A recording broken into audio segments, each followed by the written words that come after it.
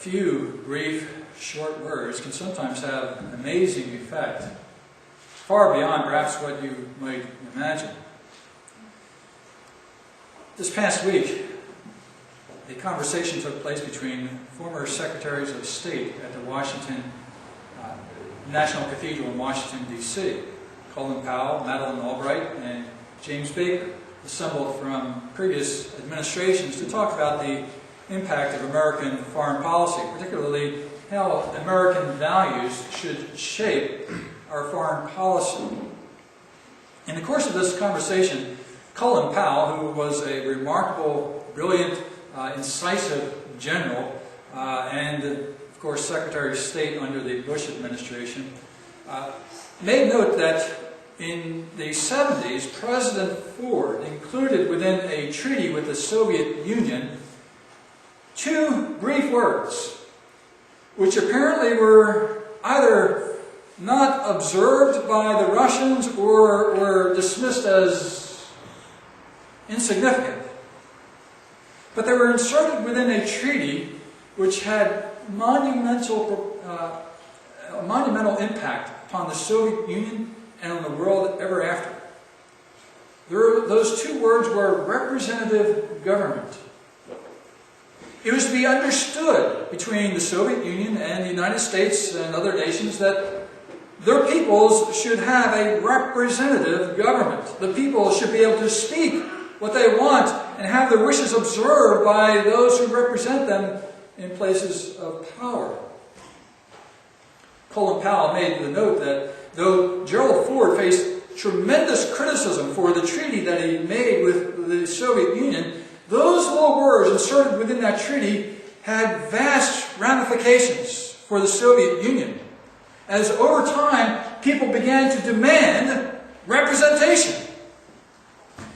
And in time, the Soviet Union broke apart and we had a wonderful moment of freedom across the old Soviet Empire. Representative government. Even today, those words have an impact across the Middle East as the foreign diplomats spoke of the Middle East. They described it today as an Arab Spring, when the peoples were demanding freedom from oppression, freedom from dictators who dominated their lives. They wanted a representative government. Well, Gerald Ford faced considerable opposition for the general tone of the treaty that he made, yet those brief words created tremendous impact, continue to do so today. The Apostle Paul is recorded by Luke to have mentioned a couple of brief things about the Old Testament Scriptures within a congregation in Thessalonica, a synagogue in Thessalonica. The impact of those words, however briefly recorded for us by Luke here, had ramifications that went far beyond that one little synagogue there. Indeed, they went on to transform all of the Middle East, all of Europe, and the world today. And they also were words that faced considerable disruption, opposition. When Paul had finished his ministry in the synagogue after 3 Sabbaths, there was such an outcry against what Paul had to say that they went after him and they wanted to drag him out and probably have him executed. But in any case, they couldn't get a hold of Paul. They got a hold of Jason, who was the one who was providing him hospitality. They dragged him before the politarchs, the rulers of the city there. And they said, these people are teaching customs that is not legal for us to observe, saying that there is another king, Jesus. And so they incited the crowds to rebellion. They appealed to their patriotic motivations, saying, this Jewish man, Paul, is telling us about somebody who is disturbing everything. He needs to be stopped. He needs to be punished. if you look at the 6th verse there, in the King James Version, I like the language they use there. These men are turning the world upside down. Everywhere they go, they turn the world upside down. I think the New International Version says something to the effect that they created trouble everywhere they go. Actually, that's not exactly the case. On the one hand, it wasn't Paul who stirred up the crowds and got them into a tizzy, if you will, and ran to the home of Jason. It was those who objected to his message. Those who sensed jealousy at the loss of members of their congregation and saw them slipping away. They went to stop this. And so they stirred up the crowds. They went into the marketplace and got a handful of the rough crowd, appealed to their patriotic sensibilities, and got them all fired up. One commentator, in looking at this text, notes that in Paul's preaching, the people that he appealed to often were people who were refined, intelligent. You have some who believed in the gospel that he preached, who were influential and prominent people within the community. Not all were of the lower classes, as some would suggest. The gospel appealed to many different groups of people.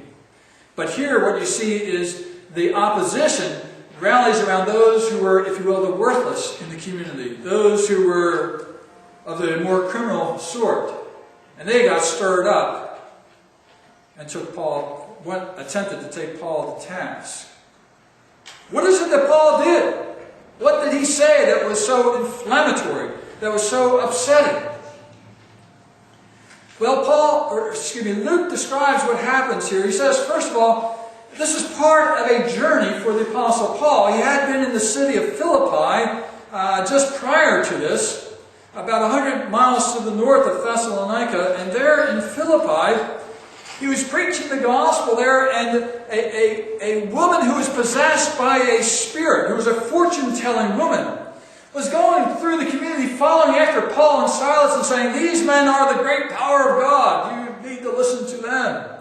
And Paul got upset with this, because this was not the kind of reputable person you want advertising your services. So Paul commanded that the demon leave the woman. And the demon left by the power of Paul's word. Not because of any authority of Paul, but because of Christ, who is the risen Lord, speaking powerfully through Paul, commanding that demon to leave. Now, we'll talk about that in a moment here. But the demon left, and the woman not only was quieted, but she also lost her ability to tell the future anymore. Well, her handlers, who were making significant profits off of her, were very upset. And so they stirred up the city. They brought Paul before the authorities. They threw them into jail. They had him beaten. And they stayed there overnight. They're disturbing the peace. They're upsetting our Roman order. Again, a very political city. And so they're thrown in prison. The interesting thing about it was that the ones who were breaking the Roman law was not Paul and Silas, but those who cast them into prison. And Paul made that clear when they came to them the next morning. He said, "Is it proper and appropriate for you to beat a Roman citizen without a trial?" Right away, they realized they made a huge mistake. They simply assumed he's just a Jewish itinerant preacher. And so they had to escort him out of the city personally. Now, Paul had been beaten and no doubt quite sore from that beating, but he comes to Thessalonica. Does he turn back his sails? Does he change his message? Does he say, well, you know, this message of the gospel faced such a stern reaction in Philippi and other places, maybe I need to change it, soften the message a little bit, make it a little bit more palatable, so that we appeal to more people, and so that I don't get beaten beaten and thrown into jail, and in places he'd be left for dead even. No. He gets right back into the synagogue there in Thessalonica. Thessalonica, by the way, was a major city of the day. In fact, it had been the capital of Macedonia for a period of time. Very patriotic city, Roman city, a very wealthy city. And part of Paul's missionary strategy was to go to the major cities of that realm, of that time, and preach the gospel there and plant churches there, and then have those churches send out missionaries to the broader regions. And so the church would be established. So Paul comes into Thessalonica, and as was his custom, he goes into the synagogue, where there was likely to be people who would have at least some familiarity with the Scriptures. And so Paul would enter into the synagogue, and then, as was the custom of the day, he would be invited as a rabbi to speak and address the assembly, and that he would do. And he would begin to explain to them from the history of the Jewish people, from the Old Covenant Scriptures, from the law of Moses and the prophets, how the Christ had to suffer, to die, and then would be raised on the third day from the dead. Now, this message went entirely against what all the Jewish people of the day were expecting in terms of their Christ, their Messiah. They were looking for someone who would be a political champion. Someone who would raise up the nation of Israel into a powerful nation once more, even into a dominant nation, breaking off the Roman rule and so forth. And so when Paul comes and says that no, that Christ must suffer and die, why would you follow somebody like that? What can he do for us if he dies on the cross? Condemned by the Romans themselves.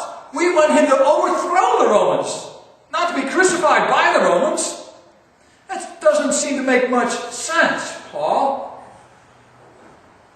But Paul patiently argued from the Scriptures, going to a variety of places. Probably Psalm 22 came to mind, Isaiah 53, where Isaiah speaks of the servant of the Lord who goes as a lamb and has the sins of his people laid upon him. He suffers and he dies for his people. Paul argued from the Old Covenant Scriptures that the Christ had to die. He went to, no doubt, the Old Covenant worship services, the temple services, and showed how the lambs themselves could not take away sin. There had to be a sin bearer who was worthy of taking away sin. The God-man, Jesus Christ. And so all the Old Covenant worship service pointed to the lamb that must be slain to take away sin. And no mere animal, no mere symbolic act could do that for us. There had to be a human sacrifice.